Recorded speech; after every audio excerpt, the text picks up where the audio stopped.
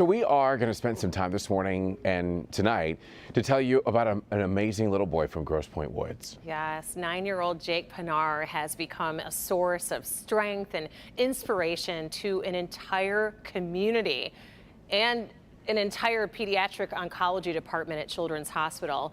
Jake is no longer with us, but his legacy is so important. His parents are opening up about their son and his battle with brain cancer.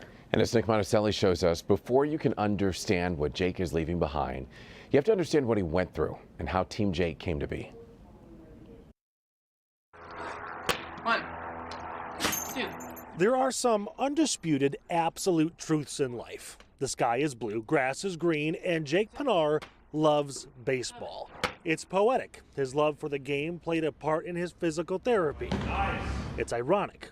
His dad, Christoph, first noticed something was wrong when he stopped hitting every pitch that came his way. That was in the fall of 2019. I was reading on the couch with him. We read together every day, and he said he saw double. And I thought, gosh, that's strange. A few days later, Jake had a CT scan. He showed us the CT scan, and then he said, he pointed at a section and said that's not supposed to be there. What wasn't supposed to be there was a brain tumor so detrimental the Pinars were told to go straight to Children's Hospital. All of it happened so fast, but I remember clearly just sort of getting on my knees and getting at his level and telling him. He's like, what, but I haven't done anything wrong. I didn't smoke.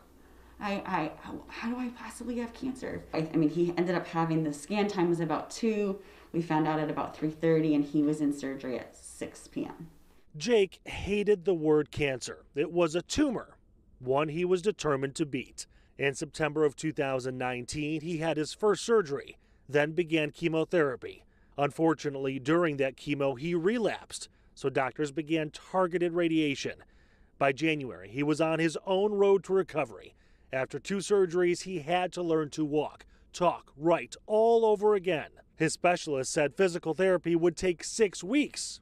But using baseball, hitting and running, he was done in 3. The physical therapists were awesome for him because they push him, and he wanted to prove them wrong and wanted to prove that he could do even more. By July, his scan seemed clear. The Pinars took a family RV trip to North Carolina, celebrating. And I remember being on the beach in North Carolina thinking, these are the first days of forever. But a few months later, 1 year after this started, another MRI, and the results were taking forever.